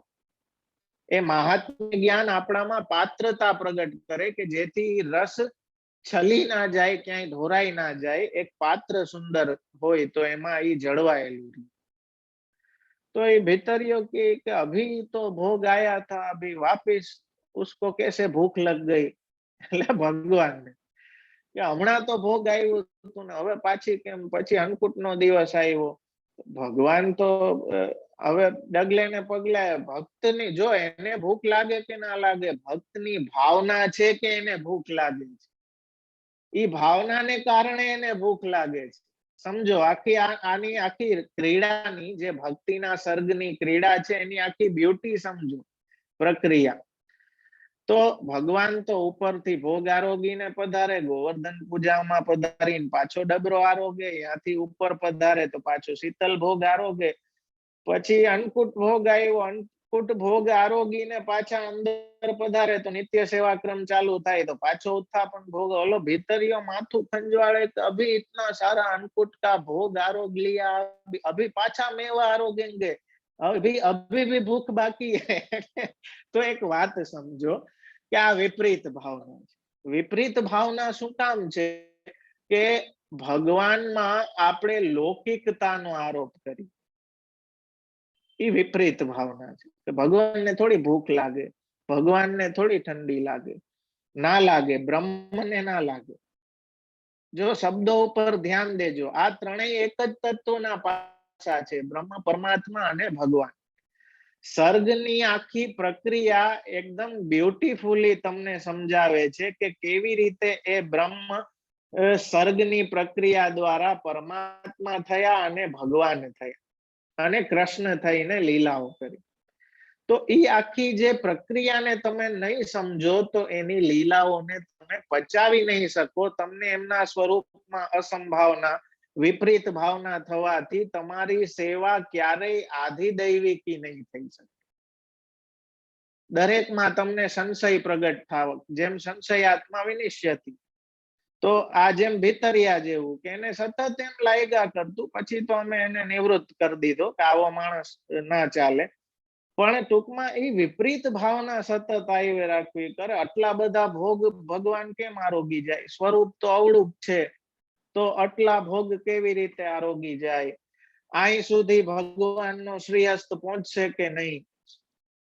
આ બધા અનેક પ્રકાર આપણે હ્યુમન નેચર છે ભાઈ, હવે એટલું કોમ્પ્લિકેટેડ છે કે આપણે શું શું આપણા મગજમાં વિચાર ભાવો આવી શકે એ આપણે નથી જાણતા. તો અનેક પ્રકારની એવી વિપરીત ભાવના આવે. જેમ અમારે એક મુખિયાજી હતા, તો એ મુખિયાજી રોજ બધા સ્વરૂપોને રાતે પોઢાડીએ શૈયા ઉપર, તો પોઢાડે ત્યારે એ ગોવર્ધનનાથજીના સ્વરૂપની ચરણ સેવા કરે રોજ પોઢાડીને. હવે એવો કોઈ ક્રમ નથી સેવામાં, એટલે હું હસું કે ભાઈ એ બધા માટે છે ઘણા યુથ આટલી સેવા આપણને મળી જાય એ કાપી છે. પણ મને એમ પ્રશ્ન આવ્યો કે તમે ખાલી ગોવર્ધનનાથજીની જ કેમ ચરણ સેવા કરો છો, બીજા સ્વરૂપોની કેમ નથી કરતા? તો એને મને જો કેવા કેવા વિચારો માણસોને આવી શકે, તમે એની વેરાયટી જોવો. કે એને મને કીધું કે જો એમાં એવું છે જે કે આ બીજા બધા તો બેઠા હોય નહીં, લાલનના સ્વરૂપ, એ કે આ બધા તો બેઠા હોય કે આ બિચારો આખો દી ઉભો હોય કે તો પગ દુખી જાય ને તો એ કેટલા માટે હું ચરણ સેવા કરું. તો કેવા કેવા વિચાર આપણને ગણાઈને. એમ એક બેન નો મને ફોન આવ્યો, બહુ બિચારા, હવે કેમ કે જો મનની આપણા અંતઃકરણની રચના એટલી કોમ્પ્લિકેટેડ છે ને કે એ આપણા કંટ્રોલમાં નથી રહેતી ઘણી વખત. અને આપણને ગ્લાનીના ભાવો, અહંકારના ભાવો એ આપણને કેપ્ચર કરી લે છે, જે આપણને સેવાનો રસ લેવામાં આડા આવે છે. તો બેનનો મને ફોન આવ્યો કે કોરોના સમયમાં, અને બહુ રડવા લાગ્યા કે મને કોરોના થઈ ગયું છે. મેં સાંત્વના દીધી કે ચિંતા નહીં કરો, આ ખાલી એક હાવ ઉભો થયેલો છે, તમે આ રીતે ધ્યાન રાખશો અને ડોક્ટરોની વાત માનો તો થઈ જશે. એવું કોઈ ક્યોરેબલ છે, આનો ક્યોર જ ના થાય, જેને કોરોના થાય મરી જ જાય એવું કઈ નથી, એવી તમે ચિંતા નહીં કરો. હવે એમને બીજું કોઈ હતું નહીં, તો કહ્યું કે મને એવી કઈ ખાલી ભય જ હતો કે મને કઈ નથી, અશક્તિ છે, નથી કઈ તાવ છે, શરદી છે, તો પછી શું કામ ઉપાધિ કરો છો? તો કે સેવા કરું કે નહીં? કરો, આનંદથી કરો, શું કામ ના કરો? તો કે કોરોના છે તો ઠાકોરજીને ઉપાધિ ના થાય. મેં કીધું જો બેન, કોરોના છે, સૂતક નથી. એક વાત સમજો, હવે દેહ છે તો બીમારી આવવાની છે, તાવ આવશે, શરદી આવશે, વાયરસ ગરશે, ઘણું દેહ છે તો એ બધું થશે. પણ ધેટ ડઝન્ટ મીન કે જ્યાં સુધી તમે અનુકૂળ છો કે નહીં અપરસ કરીને સેવા કરવામાં, એક હા મને કઈ નથી, કોઈ વીકનેસ બી નથી, કઈ શરદી બી નથી, આ નથી. એટલે કહેવાનો મતલબ એ છે કે એવો મનમાં ભાવ આવી જાવ ને કે હવે ઠાકોરજીને થોડી કઈ કોરોના લાગવાનું, પણ છતાંય આપણું અંતઃકરણ એવું છે ને કે ઘણી પ્રકારના ભાવો. તો સેવા ને કલા લીલાઓનું શ્રવણ શું કરે છે કે એને ટ્રેન કરે છે, કૃષ્ણના મહાત્મ્યથી એને ટ્રેન કરે છે, એ પાત્રતા એનામાં ઊભી કરે છે કે જેથી એ લીલાના રસને ઝીલી શકે. તો એ ઝીલવા માટે મારા વાલા આખું આ જેમ મેં કહ્યું કે સર્ગ દ્રષ્ટિ હોવી જોઈએ, દ્રષ્ટિ એવી સૃષ્ટિ. દ્રષ્ટિ તમારી લીલા દ્રષ્ટિ થઈ જાય તો પછી સાંસારિક સુખ દુઃખો કઈ તમને બાધારૂપ થઈ શકતા નથી ક્યારેક. તો એવી દ્રષ્ટિ જ્યારે આપણી અંદર વિકસે એ મહાપ્રભુજીની વાણીથી જ થશે કે કેટલી ખૂબીથી. આપણે એમ વિચારીએ કે પહેલો સ્કંદ ને બીજો સ્કંદ, આમાં વિદુરજીની વાર્તા છે ને આમાં વ્યાસજીની કથા આવી ને આમાં નારદજીની કથા આવી. મહાપ્રભુજી માટે આ બધા પાત્રો, આ બધું કૃષ્ણ જ છે, કૃષ્ણ લીલા છે. બધે કૃષ્ણ લીલા કેમ જોવી, બધે કૃષ્ણને કેમ જોવા, એ આપણને દેખાડ્યો. એ મહાપ્રભુજીની વાણી આપણને શીખવાડે છે કે લીલા દ્રષ્ટિ, બધે કૃષ્ણને કઈ રીતે જોવા. આ સર્ગ લીલા આપણને એ દેખાડે છે કે દરેક નામ રૂપોમાં એ કૃષ્ણને કઈ રીતે જોવા, કે એ કૃષ્ણ જ આટલા વિવિધ નામ રૂપોથી કેવી સુંદર લીલાઓ અનેકવિધ કરે છે. અને બ્રહ્માજી આ રીતે વિષ્ણુના આધાનથી અનેક પ્રકારની સૃષ્ટિની રચના કરી. દેવહૂતિ સાથે મનુ મહારાજે કદમ ઋષિને એ દેવહૂતિ કન્યા રૂપે આપી, ભગવાનનો સાક્ષાત્કાર થયો. ને આખું જોવો આપણે ડિટેલમાં તો જેમ મેં પેલા દિવસે જ કહ્યું હતું કે એ તમારે હવે કરવાનું છે. મેં તો જસ્ટ એક ટીઝર મૂકી દીધું, હવે ફિલ્મ આખી તમારે જોવાની છે. પણ આગળ સાંખ્યનો ભક્તિ યોગનો 25મા અધ્યાયમાં કપિલ દેવજી દેવહૂતિને ભક્તિ યોગનો ઉપદેશ કરે છે કે ભક્તિ જ મુખ્ય સાધન છે. કદમ ઋષિ ને ભગવાન વરદાન આપે છે એમના ઘરે કપિલ મુનિ તરીકે પ્રગટ થાય સાંખ્યનો ઉપદેશ કરવા. અને જેમ મેં જે સૂક્ષ્મ ભેદ છે એ ભગવદીય સાંખ્યનો આપણે ત્યાં પ્રમાણ તરીકે બી સ્વીકારેલ છે, જે વેદોક્ત ભગવાનના મુક્તિ પછી સાંખ્યના વિવિધ પ્રકારો થયા. અને એ ભેદ એટલો છે કે આપણે ત્યાં લીલામાં સ્થિતિ થવાની વાત છે, ત્યાં સ્વરૂપસ્થ આત્માના સ્વરૂપમાં સ્થિત, એટલે બ્રહ્માનંદ છે પણ ભજનાનંદ નથી, આટલો ફરક છે. ને આપણે ત્યાં આચાર્ય ચરણ એનાથી એક સ્ટેપ આગળ ભક્તિ દ્વારા એ રસાત્મક પૂર્ણ પુરુષોત્તમને, કેમ કે આપ એ દ્રઢપણે માને છે કે પુષ્ટિ સૃષ્ટિ એ રસને ભોગવવા માટે જ પ્રગટ થઈ છે, એ વાતને સમજો.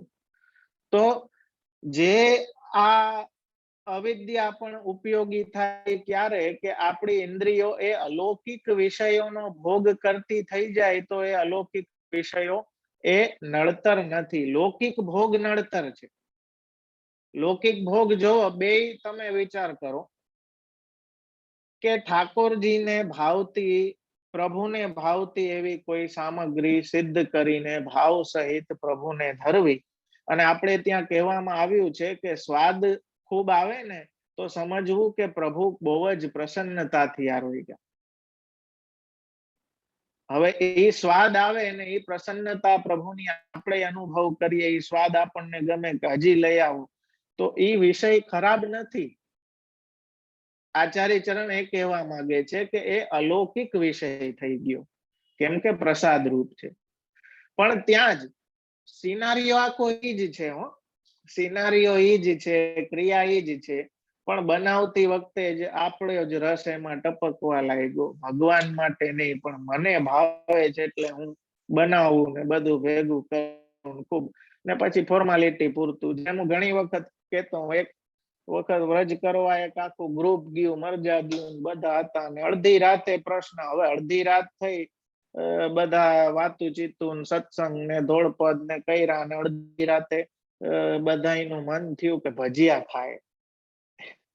તો બધાએ કીધું કે હા હા, કોણ ના પાડે, રાતે કોક ભજીયા બનાવી દેતું હોય તો કોણ ના પાડે, હું તો ના પાડું. તો બધાએ કીધું કે હા ખાય ખાય, તો કે ભજીયા ને મરચા ને બધું નક્કી થયું. પછી એક મોટો પ્રશ્ન આવીને ઉભો રહ્યો, મોટો પ્રશ્ન આવીને ઉભો રહ્યો કે ભજીયા તો ખાય પણ પછી આપણે તો બધા મરજાદી છીએ, તો અન્નપ્રસાદી તો લેવાય નહીં, તો કેવી રીતે કરશું? તો વળી એક જણાએ, જો આપણું અંતઃકરણ પાછું એમાં એક ડિફોલ્ટ સિસ્ટમ છે આપણા અંતઃકરણમાં કે આપણી કોઈ બી ક્રિયા, આપણી કોઈ બી ઈચ્છાને તરત કેમ જસ્ટિફાઈ કરી દેવી, તરત આપણા અંતઃકરણમાં જવાબ આવવા માંડે, એના જસ્ટિફિકેશન આવવા માંડે. આવું છે ને એટલે આમ કરી શકાય, આવું છે એટલે આમ, મૂળમાં ઓલી કામના બોલતી હોય. તો એક ભાઈએ બ્રહ્મ જ્ઞાન દીધું કે પ્રભુ તો કૃપાળુ છે, પ્રભુ કૃપા કરવા માટે જ ભૂમિ ઉપર અવતાર ધારણ કરે છે, આ લીલા કરે છે, અને આપણા વૈષ્ણવો માટે જ પ્રભુ પધારે છે. તો પ્રભુ ભજીયા આરોગશે સુંદર, તો આપણે પ્રભુને જગાડી ભજીયા આરોગાવીને પાછા પોડાડી દેશું. હવે આ તમે નક્કી કરો કે આ અલૌકિક ભોગ થયો કે લૌકિક ભોગ થયો. ધરાણો છે બે જગ્યાએ, બૈનું છે બે જગ્યાએ, અને ધરીને લીધું છે બે જગ્યાએ. તો મારા વાલા, એ ઓલામાં ભી અલૌકિક થઈ શકે, પણ ક્યારે થઈ શકે કે જ્યારે મહાપ્રભુજીની મર્યાદા હોય. જ્યાં મહાપ્રભુજીની વાણીની મર્યાદા ન હોય અને મન ફાવે એમ સેવાને આપણે નિભાવતા હોય, તો ત્યાં આ વાણી લાગુ નથી પડતી. સિદ્ધાંત રહસ્યમાં એક બહુ સુંદર વાત આપ કહે છે કે એક તો અસમર્પિત વસ્તુ નામ તસ્માદ વર્જનમાચરેત નિવેદિભિ સમર્પ્યૈવ સર્વમ કુર્યાદ ઇતિ સ્થિતિ. એ જે સ્થિતિ છે વૈષ્ણવની, એ સ્થિતિ એની મર્યાદામાં રહે. જો આ ક્રીડામાં દરેકને કંઈક કંઈક આ સર્ગ જે ભગવાને કર્યું છે એમાં દરેકનું કંઈક કંઈક કાર્ય છે. એ દરેક એનું કાર્ય પ્રકૃતિ પુરુષ થી લઈને એક નાના જીવ પર્યંત દરેક લોકો એનું કાર્ય, આપણા જેટલું સેલ્ફ સેન્ટર્ડ કોઈ નથી હો. આપણે મારું મારું કરીને, બાકી તમે ક્યારેક નેશનલ જીઓગ્રાફિક કે ડિસ્કવરીમાં ઓલા એનિમલ કિંગડમ ને આવતા હોય ને તો તમે જોવો પશુઓ કર્મ કરે છે એ કેટલા નિસ્વાર્થ હોય છે. એ બધા પોતાના આખા સંઘ માટે સમૂહ માટે કરતા હોય. આ મધમાખીઓ આટલી ઉપાધિ કરે, આટલી મહેનત કરે, રાણી મધમાખી માટે કરતી. એનાથી એને તો કઈ મળતું હશે કે નહીં ખબર નહીં. કીડીઓ જોવો, પેલા પક્ષીઓ જોવો જે વિન્ટર્સમાં અને ઋતુ બદલે ત્યારે જે માઇગ્રેટ થાય ને, એ માઇગ્રેટ કરવા વાળા બર્ડ્સ હોય એના ઝુમકા જોવો એક લેવલમાં. ઉપાધિ આપણને છે. એક તમે જોજો એક એવું ઝુમકું આવે કે જે વી શેપમાં જોડે, આખું સમૂહ હોય પક્ષીઓનું ને એનો વી શેપ કે કોઈ ક્યારેય વિખાય નહીં. હવે એમાં એક પક્ષી સૌથી આગળ લીડ કરતો હોય. એ લીડ કરવા વાળો જયારે થાકી જાય ને એટલે એ સાઈડમાં આવી જાય અને એની જગ્યા બીજો પૂરી લે. આ રીતે ચાલતું. આપણામાં એ નથી થતું. આપણામાં તો ઓલો એને પાંખ ખેંચીને પાડી દે કે તું મારી જગ્યાએ આગળ આવ્યો કેમ. આ બધી ઉપાધિને લીધે અલૌકિક ભોગ કદાચ મહાપ્રભુજીની કૃપાથી આપણને પ્રાપ્ત ભી છે તો આપણે એનો સ્વાદ નથી લઈ શકતા એ અલૌકિક ભોગનો. તો ભગવદ સંબંધિત જે કઈ થઈ જાય ઇતિ સ્થિતિ, એ સ્થિતિ હોય તો મહાપ્રભુજી કહે છે કે બ્રહ્મતા એના સંસારમાં આવી જાય. બ્રહ્મતા આવવાનો મતલબ શું છે? બ્રહ્મતા આવવાનો મતલબ એ છે, ટીકાકારો સમજાવે છે કે એનું જે કાંઈ છે એ બધું જ નિર્દોષ થઈ જાય, એમાંથી દોષ પણ હટી જાય. તો સર્ગને સમજીને કે મને ભાઈ જેમ એક જગ્યાએ રામલીલા, રામાયણ આધારિત રામલીલા કરે ને કોઈ, તો એમાં સીતા હરણનો સીન હતો અને જેને રાવણ બનાવ્યો હતો ને એ નાટકમાં રાવણ બન્યો હતો, પણ બિચારો ભગવાનનો માણસ, એમ કોઈ અસુરી ગુણ કોઈ દુષ્ટતા એનામાં નહીં. અને એને પોતાના કેરેક્ટરને જીવવાની બહુ કોશિશ કરી કે ના હું હરણ કરવાનું છે ને મારે આમ દૈત્યપણું દેખાડવાનું છે ને બહુ બિચારાએ કોશિશ કરી. ચાલુ રામલીલામાં છેલ્લે એને સ્ટેજ ઉપર એમ કીધું કે ના ભાઈ મારાથી હરણ નહીં થાય, એમ કરીને પાછો વહી ગયો. બોલો, તો આવું થયું. તો હવે રામલીલા જ આખી અહીંયા સ્ટોપ થઈ ગઈ. રાવણમાં જ ઓલો સદગુણ પ્રગટ થઈ ગયા અચાનક, તો રામલીલા કેમ હાલે?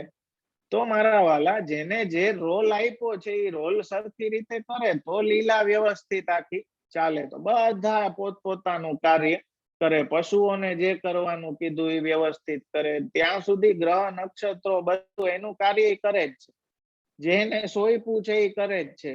અને એ સોંપ્યું એ કરવાનું જો મૂકી દે તો લીલામાં ઉપાધિ થઈ જાય. તો આપણને જે રોલ ડાયરેક્ટરે સોંપ્યો છે એને આપણે વ્યવસ્થિત રીતે ભજવીએ તો લીલા સરખી ચાલે. પણ લીલામાં આપણું કંઈક ગાલવા જાય તો પછી આવું થાય, જેમ રાવણમાં સદગુણ પ્રગટ થઈ ગયા તો લીલા ભાંગી ગઈ. મારે હરણ નથી કરવું, બોલો ચાલુ રામલીલામાં એમ કહીને રાવણ વહી ગયો, બધું ભાંગી ગયું. ટિકિટના પૈસા પાછા દેવા પડ્યા આયોજકોને, એ ઉપાધિ થઈ. તો મારા વાલા એક વાત સમજો કે આ જે સૃષ્ટિની આખી એક ક્રીડા ભગવાનની ચાલે છે, એ સૃષ્ટિની ક્રીડામાં રહીને પણ ભગવાન આપ એનાથી અલિપ્ત રહે છે, એટલા માટે આપણે ત્યાં પદમાં આપણે ગાઈએ કે અનંત ના જઈએ પિય રહીએ મેરે હી મહેલ, એ ભક્તિમાં શક્ય છે. તો એ વિરુદ્ધ ધર્માશ્રય લીલાને આપણે સર્ગ વિસર્ગ આદિ જે બીજી લીલાઓ છે એના દ્વારા સમજીએ તો આપણી સેવા આધિદૈવિકી થાય. જેમ મેં કહ્યું કે આ તો સમુદ્ર છે. સાંખ્યનો ભક્તિ યોગનો ઉપદેશ, એમની દેવહૂતિની મુક્તિ આદિ પ્રકરણ આખું આમાં સર્ગ લીલામાં કહેવામાં આવ્યું છે. ને આઈ હોપ કે જે મેં થોડુંક ટ્રેલર ટીઝર કે જે કયો એ દેખાડ્યું છે તો આખી ફિલ્મ આપની રીતે આપ જોશો. પણ એ આદર પઠનીય પ્રયત્નેન સર્વ હેતુ વિવર્જિતમ, પ્રયત્ન પૂર્વક આજે થોડુંક વધારે લઈશ સ્મિતાબેન તો થોડું છેલ્લો દી છે ને તો એમ થાય કે થોડુંક લડી લે. તો પઠનીય પ્રયત્નેન, ભાગવતજી કઈ રીતે વાંચવા, પઠનીય પ્રયત્ન પૂર્વક ભાગવતજીનું પઠન કરો, વાંચન કરો. ક્યારેક ગુરુદ્વારામાં જઈને જો આ શીખો એમના ગુરુના ઉપદેશનું, જેને ગુરુ ગ્રંથ સાહેબ કહે છે, કેટલું સન્માન રાખે, કેટલો આદર, એની ગરિમા કેટલી રાખે, એ ગરિમા સાથે એનું પઠન કરો. ખાલી કોઈ કાકા વહી ગયા બાપા વહી ગયા એની વાહે ભાગવત રખાય ને એ સાંભળી એમ નહીં, પછવાડે નહીં, સાથે રાખો, રોજ વાંચો. સુબોધનીજી સમુદ્ર છે મારા વાલા, અને એટલો રસ આમાં છે ને, જેમ મેં પહેલે દિવસે પણ કહ્યું હતું કે એ ફિલિંગ એ અંદરથી જાય નહીં કે આ જ વચાય, આના સિવાય કઈ વચાય, એવો સુંદર રસ સમુદ્ર. એટલા માટે હરિરાય ચરણ કહે નચે દ્રષ્ટા સુબોધિની વ્રથા તજન્મ ભૂતલે. એક આપણે તો એક ઓલું જેમ કહે ને છબછબિયા કર્યા છે. હવે જ્યાં છબછબિયા કરવામાં આટલો આનંદ આવે છે તો ત્યાં ડૂબકી લગાડશો, સ્વિમિંગ નો આનંદ તો ડૂબકી લગાડીને જ આવશે ને, કાંઠે બેઠા બેઠા તો નહીં આવે. તો થોડુંક આમાં ડૂબકી લગાડી આપણા માટે વાણી રૂપે આ મહાપ્રભુજીનું નામ રૂપી સર્ગ છે. જેમ ભગવાનની નામ લીલા છે ને એમ મહાપ્રભુજીની આ નામ લીલા છે. એટલે હું હંમેશા કહું, અને આપણે ત્યાં તો શ્યામા જુકો રાજ, તો એટલા માટે આપણે ત્યાં એ મદન મોહન મોહિની એવા સ્વામીની રૂપ શ્રી આચાર્ય ચરણની વાણી જે છે ને મારા વાલા, એટલે હું હંમેશા કહું કે જેવી રીતે શ્રીમદ ભાગવત એ પૂર્ણ પુરુષોત્તમ શ્રીનાથજીનું સ્વરૂપ છે, એવી રીતે સુબોધનીજી છે એ શ્રી સ્વામીજીનું સ્વરૂપ છે.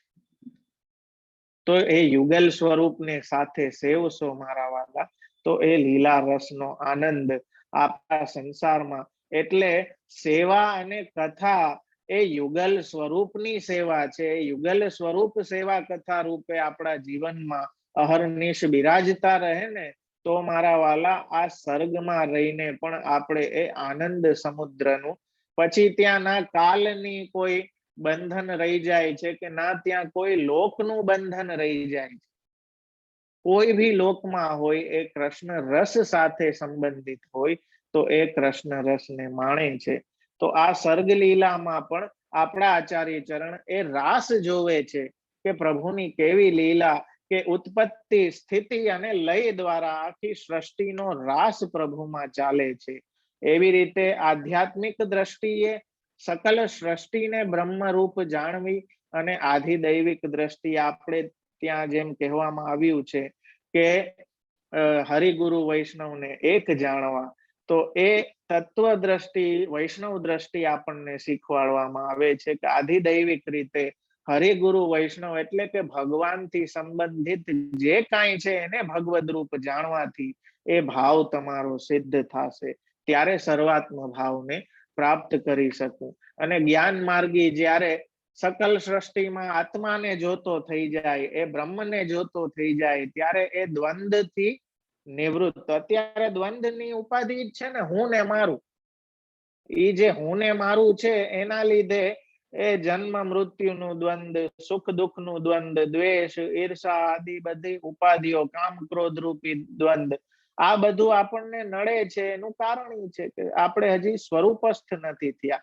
તો જ્ઞાન માર્ગના સાંખ્યના પ્રકારે આત્માના જે સ્વરૂપમાં અવસ્થિત થઈ જાય ત્યારે એ દ્વંદ્વથી છૂટી જાય છે અને આપણે ત્યાં જ્યારે એ કૃષ્ણના સ્વરૂપમાં સ્થિત થઈ જાય, એક સેવકપણામાં એ સ્થિત થઈ જાય, ત્યારે એ કૃષ્ણ રસને દ્વંદ્વથી ઉપર ઉઠીને, એનું દ્વંદ્વ કદાચ જીવતું રહીએ તો પણ એ કૃષ્ણને, એનું દ્વંદ્વ જીવતું રહીએ મીન્સ કે એની અહમતા દાસ તરીકેની થઈ જાય, એની મમતા જે છે એ ભગવાનમાં કેન્દ્રિત થઈ જાય, એનો જે સુખ છે એ ભગવાનથી જોડાઈ જાય, એનું દુઃખ છે એ ભગવાનથી જોડાઈ જાય, તો કદાચ જ્ઞાન માર્ગની દ્રષ્ટિએ ભલે અજ્ઞાન હોય પણ મહાપ્રભુજી કહે છે, જેમ ઓલી મેં કહ્યું ને દાગ ભી અચ્છે, તો મહાપ્રભુજી કહે છે કે જો ભગવાનથી જોડતી હોય તો એ અવિદ્યા પણ ઉત્તમ છે, અને જે ભગવાનથી દૂર કરતી હોય એવી વિદ્યા પણ નકામ.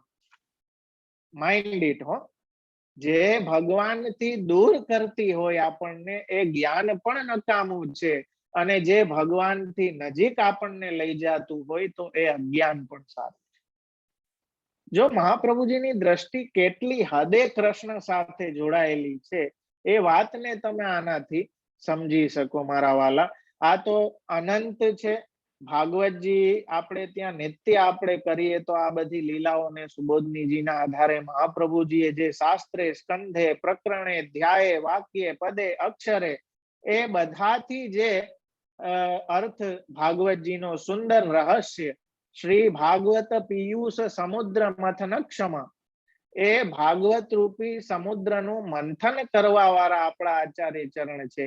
તત્સાર ભૂત રાસ સ્ત્રી ભાવ પૂરિત વિગ્રહ, એમાંથી જેમ સમુદ્ર મંથન માંથી અમૃત તત્વ નીકળ્યું એવી રીતે આપના મુખમાંથી આ એના સાર રૂપ રાસ સ્ત્રી ભાવ જે એ ફલ રૂપ પુરુષોત્તમની લીલાઓ રૂપ જે અમૃત છે એ ભાગવતનું મથન કરીને આપણને આપ્યું છે, તો એ અમૃતને ઝીલવાની પાત્રતા આપણામાં વિકસાવીએ મારા વાલા, અને એ વાણીથી જ આવશે. મહાપ્રભુજીએ જે નામ લીલા પ્રગટ કરી છે એ નામ લીલાનો આપણે આનંદ લેતા થાય, આપણી સેવા, આપણી કથા એ આધિ ભૌતિક લેવલથી ઉપર ઉઠીને આધ્યાત્મિક અને આધિદૈવિક સ્તરે પહોંચે, અનુભૂતિના સ્તરે પહોંચે, એ કેવલ ને કેવલ મહાપ્રભુજીની કૃપાથી જ શક્ય બનશે. સાધન ઓર નહીં આ કલી મેં, જાસુ હોત નિવેરો, દ્રઢ ન ચરણન કેરો. અને કેવલ એ જ ભાવથી સત્સંગ સેતુનો ક્રમ અમે ચલાવીએ છીએ કે જેમાં આજે મહાપ્રભુજીની કૃપાથી હજારો વૈષ્ણવો, લગભગ 28,000 વૈષ્ણવો વર્લ્ડ વાઇડ સત્સંગ સેતુથી જોડાયેલા છે. તો બસ એ જ ભાવના કે વૈષ્ણવો વલ્લભ વાણીથી, વલ્લભી સૃષ્ટિ સમાજ સંગ મિલ જીવન કો ફલ પાઈ, આપણે મળીને વલ્લભ વાણીના એ રસનું આસ્વાદન કરતા થઈએ. જે કંઠી પહેરી છે, આપણી જાતને વૈષ્ણવ કહીએ છીએ, તો ખરેખર એ વૈષ્ણવતાને જીવતા થઈએ, એ વૈષ્ણવતાના સંસ્કારોને આપણે ભી જીવીએ અને આપણા આગળના જે સંતાનો છે એમાં ભી એને કેરી ફોરવર્ડ કરીએ. જેવી રીતે આપણું લૌકિક આપણે કેરી ફોરવર્ડ કરીએ ને, આપણી ધન સંપત્તિ, આપણા સુખ સંપત્તિના સાધનો, એ લૌકિક જેમ કેરી ફોરવર્ડ કરીએ છીએ એવી રીતે આ અલૌકિક સંસ્કારોને ભી કેરી ફોરવર્ડ કરીએ. તો જો આપણે કેરી કરતા હશું તો ફોરવર્ડ થશે ને, આપણે જ કેરી નહીં કરતા હોઈએ તો ફોરવર્ડ કેમ થશે? તો એ વાત હૃદયમાં આપણે રાખીએ. સત્સંગ સેતુમાં ભી સ્મિતાબેન અમારે યુએસમાં એડમિન ભી છે સત્સંગ સેતુના ગ્રુપમાં, તો જે ના જોડાયા હોય એમને ભી આગ્રહ કરીશ, નિશુલ્ક છે, આનું કોઈ શુલ્ક નથી. આપની વૈષ્ણવતાને આપ વધારે સારી રીતે જીવો, એ આપની વૈષ્ણવતાના જીવનના એક એક ક્ષણને આપ માણતા થાવ, એ અમારું શુલ્ક. એ બાકી કોઈ તમારે આનું ભૌતિક શુલ્ક નથી દેવાનું, આપનો સમય દેવાનો છે. સત્સંગ સેતુમાં ક્લાસીસ આપણે થાય છે સોમ અને શુક્ર, ઇન્ડિયામાં દરેક દેશોના ટાઈમિંગ્સ પ્રમાણે ક્લાસીસ થાય છે, તો આપ જોડાઈ શકો છો અને વલ્લભવાણીને કંઈક આપણે બધા મળીને સાથે આપણી બુદ્ધિ પ્રમાણે એને સમજી શકીએ એવો એક પ્રયાસ છે, અને એમની કૃપાથી ચાલે છે, અને પ્રભુ એવી કૃપા કરે. સાથે સ્મિતાબેન ના માધ્યમથી હું તો મનોરથી ઉપર એ કૃપા માનું છું. કેમ કે આપણા હૃદયમાં મનોરથ ત્યારે જ જાગે જ્યારે ભગવાન કૃપા કરે, બાકી તો લૌકિક વિચાર જ આવે.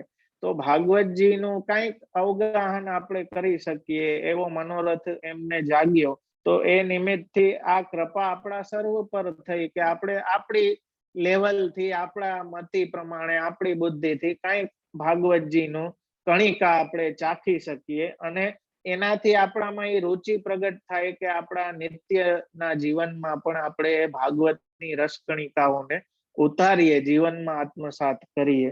તો આ એક બહુ સુંદર તક દેવા બદલ પણ સ્મિતાબેનને ખૂબ ખૂબ આશીર્વાદ અને પ્રસન્નતા વ્યક્ત કરું છું. આનો તો કોઈ છેડો નથી મારા વાલા. એટલે આપણું સત્સંગ મહાપ્રભુજીની વાણી સમુદ્ર છે, અનંત સમુદ્ર છે, તો એમાં વિરામ જ લઈ શકાય, એ ક્યારેય પૂરું તો થતું જ નથી. અને મહાપ્રભુજી આપણા સર્વ પર એવી કૃપા કરે કે આવી જ રીતે એ સમુદ્રમાંથી આજીવન આપણે એ રસને ભોગવતા રહીએ, એ ક્યારેય પૂરું થાય પણ નહીં એવી કૃપા. કેમ કે જો આપણા જીવનમાં સત્સંગ પૂરું થઈ ગયું, સેવા પૂરું થઈ ગઈ, તો વૈષ્ણવતા જ પૂરી થઈ ગઈ, તો કાંઈ રહ્યું જ નહીં. તો મારા વાલા, એ પ્રાણ રૂપ, આત્મા રૂપ જે કાંઈ છે આપણી વૈષ્ણવતાના, એ આચાર્ય વાણી છે. એ વાણી સદા સર્વદા આપણા સર્વના જીવનમાં બનેલી રહે એવી આચાર્યના ચરણોમાં વિનંતી કરીએ. અને આપણા તૃતીય સ્કંદ સર્ગ લીલાના મારી અલ્પમતી પ્રમાણે હું થોડું જે કાંઈ આપને કહી શક્યો, એ મારું સૌભાગ્ય માનું છું. આપની કૃપા, જે કાંઈ આમાં ખામી રહી ગઈ હોય એ અવશ્ય મારી છે. જીવ બુદ્ધિથી કાંઈ દોષ થઈ ગયો હોય તો મહાપ્રભુ શ્રી ગુસાઈજી, પૂર્વાચાર્યો બધા મને ક્ષમા કરે અને બસ એવી કૃપા ને કરુણાનું દાન કરે કે આપણે સર્વ સદાય આ ભજનાનંદના રસને માણતા થાય, એવો આ ભાવ સાથે આશ્રયનું પદ ગાન કરીએ. દ્રઢઈન ચરણ કેરો ભરોસો, દ્રઢઈન ચરણ કે શ્રી વલ્લભ નખ ચંદ્ર છટા બિના, સબ જગ માં અંધેરો ભરોસો, દ્રઢઈન ચરણ કે साधन और नहीं या कली में, जासु होत निवेरो, सूर कहा कहे द्विविधयांतरो, बिना मोल को चेरो भरोसो, દ્રઢઈન ચરણ કે દ્રઢઈન ચરણ કેરો ભરોસો, દ્રઢઈન ચરણ કેરો. શ્રી વલ્લભાધીશ કી જય, શ્રી ગોપીનાથ પ્રભુ ચરણ પ્યારે કી જય, શ્રી ગુસાઈજી પરમ દયાલ કી જય.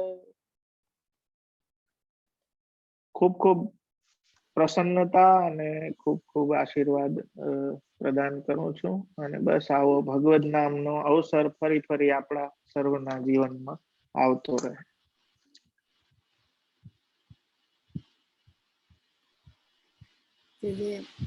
બહુ સુંદર આપશ્રીએ કહ્યું અને ઓહ અમારા ભાગ્ય કે આટલું સુંદર અને આટલો બધો ટાઈમ આપ શ્રી અને બહુજી પણ અમને આખા વર્લ્ડના વૈષ્ણવોને સવારમાં ઉઠીને અમારા ટાઈમ પ્રમાણે આપશ્રી કોઈ આટલું શ્રમ તો ના જ કરે. હું બધાને એક્ઝામ્પલ આપી રહ્યું છું કે ધન્ય છે આપને, આપણે બહુજી સવારમાં ઉઠીને અમને બધાને આટલું પોષણ આપવું છે. એક એક કન્ટ્રીના જેટલા ટાઈમ હોય એ રીતે આપશ્રી બિરાજીને અમને એ આપો છો. બહુ જ એ અને આપશ્રી આ નાનું શું જે ચાલુ કર્યું છે વસામતમાં, આપ બધા વલ્લભ બિરાજન આપશ્રી અમારા માટે આવ્યા, એમાં ખૂબ ખૂબ જય જય શ્રી. બસ સેવા પ્રકારમાં થોડુંક અમને દળ આપનું ટ્યુઝડે મોર્નિંગ અમારું સોમવાર ચોક્કસ થી એમાં આવતા ક્લાસ થી એ પ્રમાણેની થોડું રાખજો તો અહીંના વૈષ્ણવોને છે ને મને આવ્યું હતું કે જે શ્રીને કહેજો એટલે આપશ્રી અને અમે એક જરૂર. ક્લાસ આપના જોઈન થઈએ છીએ ઇન્ડિયાના બધા બેસીને જે બહુ બહુ જ ખૂબ આનંદ આવ્યો મને બી. હા જે બસ પ્રભુ કૃપાથી આ આનંદ બનેલો રહે આપણા બધાના જીવન. બસ બસ અને આપસી વહેલા વહેલા બિરાજો દિવસ અમે આતુરતાથી જોઈએ રાહ જોઈએ. આપને મળ્યા નથી રૂબરૂ મળીએ અમે એમાં છે જરૂર. હું વૈષ્ણવને ખોલું છે હા હા. દંડવત પ્રણામ જે શ્રી આપના ચરણોમાં કોટી કોટી જે દંડવત પ્રણામ હરિ અને ભારતીનાથ. હરિભાઈને મેં ખૂબ હરિભાઈ એક મિનિટ ખૂબ ખૂબ આશીર્વાદ છે. ખૂબ જય જય દંડવત દંડવત પ્રણામ પ્રણામ. ખૂબ દંડવત પ્રણામ આપના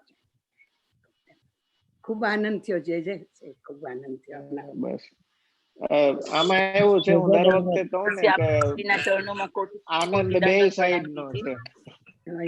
મારા હૃદયનો પડઘો મારા હૃદયમાં પડે ભાવ છે. કોટી કોટી આપણા ચરણોમાં આપણા ચરણોમાં અમારા કોટી કોટી દંડવત પ્રણામ કરીએ છીએ. દંડવત પ્રણામ. પ્રણામ જય જય પ્રણામ દંડોત પ્રણામ છે દંડોત પ્રણામ આપના ચરણોમાં કોટી કોટી પ્રણામ દંડોત છે દંડવત કોટી કોટી દંડવત પ્રણામ. ખૂબ આનંદ આવ્યો. પ્રણામ છે કોટી કોટી દંડવત પ્રણામ.